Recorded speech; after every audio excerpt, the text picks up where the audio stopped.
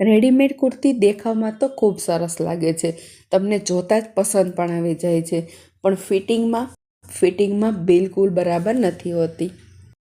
અને હા, એવું પણ નથી હોતું કે આ કુર્તીનું ફિટિંગ, રેડીમેડ કુર્તીનું ફિટિંગ બધા માટે પરફેક્ટ નથી હોતું. બધા બોડી ટાઈપ સરખા નથી હોતા, માટે કોઈકને સરસ ફિટિંગ આવે છે અને કોઈને નથી આવતું. તમને થશે કે તમે તો જાતે સ્ટિચ કરો છો, તમારી કુર્તી જાતે બનાવો છો એટલે તમને ફિટિંગ ન પસંદ આવે, પણ એવું નથી. 90% લોકોને રેડીમેડ કુર્તીનું ફિટિંગ બરાબર નથી આવતું. આજના વિડીયોમાં આપણે એવું જ કંઈક જોવાના છીએ કે કુર્તીનું તમારી સાઇઝ પ્રમાણે કેવી રીતે ફિટિંગ કરવું. આ કુર્તી ક્લાસમાં સ્ટુડન્ટ લાવેલા છે. રેડીમેડ કુર્તી તો લીધી, પણ ફિટિંગ બરાબર ન હતું એટલે ખોલી, સ્લીવ અલગ કરી અને ક્લાસમાં લાવ્યા છે. આ કુર્તી 44 સાઇઝની છે અને પ્રોબ્લેમ ક્યાં હતો? શોલ્ડર તો જે સાઇઝ પ્રમાણે હોય તેના કરતાં થોડા જ મોટા હતા, પણ એમને આર્મહોલમાં વધારે જોલ પડે છે. શોલ્ડર સાઇઝ પ્રમાણે બરાબર છે, પણ અહીંયા આર્મહોલમાં વધારે જોલ પડે છે, માટે સાઇઝ પ્રમાણે આર્મહોલનું કટિંગ બરાબર નથી અને થોડો પ્રોબ્લેમ સ્લીવમાં પણ હોઈ શકે. તો કુર્તીમાંથી જે સ્લીવ અલગ કરી છે તેમાં પણ બિલકુલ જે શેપ પ્રોપર આપવો જોઈએ સાઇઝ પ્રમાણે તે નથી આપેલો. અહીંયા તમે જોઈ શકો છો, ડાઉન પણ સાઇઝ પ્રમાણે નથી કરેલું અને ફ્રન્ટ અને બેકમાં જે શેપ આપવાનો હોય તે પણ નથી આપેલું.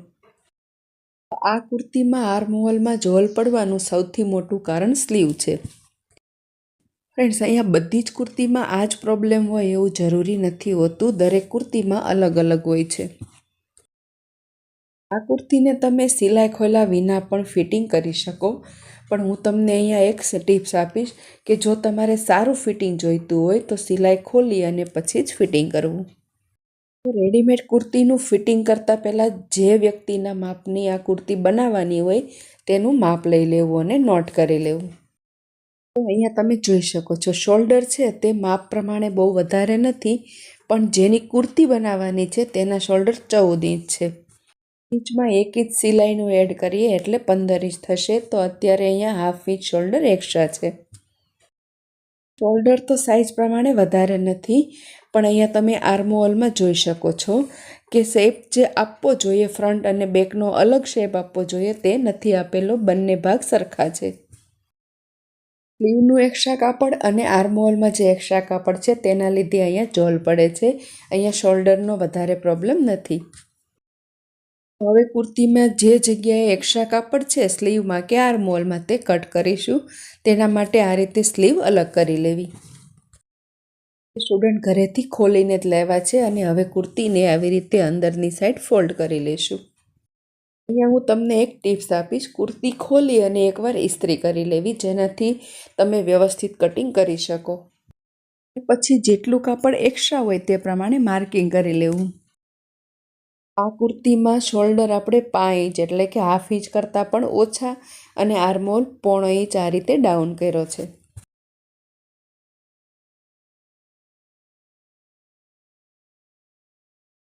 પણ આવી રીતે કટિંગ કરવાનું હોય તો તમારે જે પ્રમાણે જરૂર હોય તે પ્રમાણે અહીંયા કટ કરવું. હા, એ વાતનું પણ ધ્યાન રાખવું કે બધી જ રેડીમેડ કુર્તીમાં એક સરખો પ્રોબ્લેમ નથી હોતો, બધામાં અલગ અલગ હોય છે. તો હવે આપણે સ્લીવનું કટિંગ કરીશું. તેના માટે કુર્તીમાં બેક આર્મહોલનું આ રીતે માપ લઈ લેવું, જેથી સ્લીવ પણ સાઇઝ પ્રમાણે પરફેક્ટ કટિંગ થાય. એ સ્લીવનો શેપ આપવા માટે આ માપ તો બરાબર છે, આપણે 9.5ની જરૂર છે, તો અહીંયા બરાબર છે. પણ અહીંયા સૌથી મોટી મિસ્ટેક એ છે કે શોલ્ડરથી 3 ઇંચ ડાઉન કરેલું છે. આ 44ની સાઇઝમાં લગભગ 3.25 થી 4 ઇંચ ડાઉન કરવાનું હોય છે, કારણે પણ કુર્તીનું ફિટિંગ ખરાબ થાય છે. તો અહીંયા સાઇઝ પ્રમાણે 3.25 ઇંચ લઈ અને લાઇન ડ્રો કરી લીધી છે. ત્યાર પછી જે રીતે સ્લીવનો ડ્રો કરીએ છીએ તે જ પ્રમાણે ડ્રો કરી લીધું છે. તો સ્લીવમાં આટલું કટિંગ કરવાથી કુર્તીનું ફિટિંગ તો બરાબર થઈ જશે, પણ હવે સ્લીવ કટિંગમાં શું ધ્યાનમાં રાખવું તે આપણે ટિપ્સ જોઈશું. અને આ ભૂલ એવી છે કે ક્લાસમાં ઘણીવાર સ્ટુડન્ટ કરતા હોય છે. ને સ્લીવ આ રીતે અલગ અલગ કટિંગ કરવાની હોય ત્યારે ખૂબ ધ્યાન રાખવું જોઈએ, કારણ કે જો તમે એક નાની એવી મિસ્ટેક કરશો તો સ્લીવ કાં તો ડાબી સાઈડની બની જાય છે કાં તો જમણી સાઈડની બંને બની જાય છે. તો આવી ભૂલ ન થાય તેના માટે શું ધ્યાનમાં રાખવું? માટે જે સ્લીવ કટિંગ કરવાની બાકી છે તેને આ રીતે રાખવી. સ્લીવની જે રાઈટ સાઈડ છે તે નીચે આવશે અને અંદરની સાઈડ આ રીતે ઉપર આવશે. જે કટિંગ કરેલી સ્લીવ છે તેને આ સ્લીવની ઉપર ઊંધી ગોઠવવાની છે. ઉપરની સ્લીવમાં રાઈટ સાઈડ છે તે ઉપર આવશે અને અંદરની સાઈડ નીચે આવશે. તમારે ધ્યાન એટલું રાખવાનું છે કે સ્લીવની બંને સરખી સાઈડ સામસામે આવશે. જે તમે અહીંયા જોઈ શકો છો, સ્લીવની જે અંદરની સાઈડ છે તે બંને સામસામે છે. અને હવે ઉપરની સ્લીવ જે સાઈઝ પ્રમાણે કટિંગ કરી છે તે જ પ્રમાણે નીચેનું પણ કટિંગ કરી લેવું. તો આ રીતે સ્લીવ કટ કરવાથી ડાબી અને જમણી બંને સ્લીવ કટ થાય છે.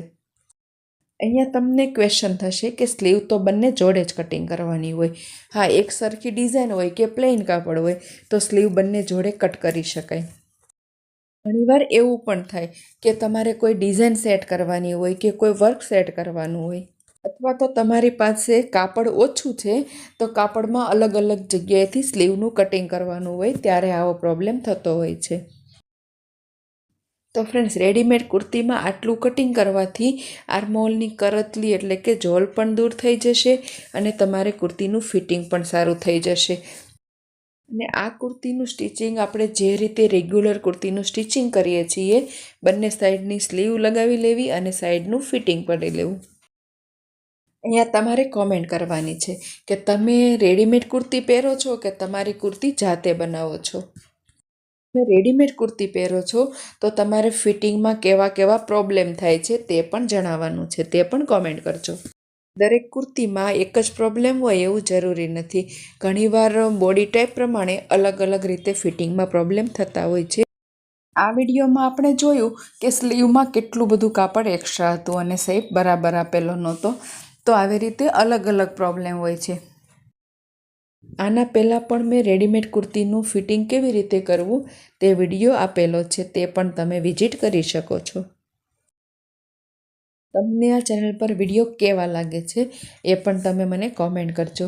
જો વિડીયો પસંદ આવે છે તો તમે લાઈક પણ કરી શકો છો અને નથી પસંદ આવતો તો તમે ડિસલાઈક પણ કરી શકો છો. આવી જ કોઈ નવી ટિપ્સ સાથે ફરી મળીશું. પણ એ વિડીયો તમારે જોવો છે તો ચેનલને સબસ્ક્રાઈબ કરતા જજો, જેથી તમે પણ દરેક નવા વિડીયો જોઈ શકો. આવા જ નવા વિડીયો સાથે ફરી મળીશું. Thank you.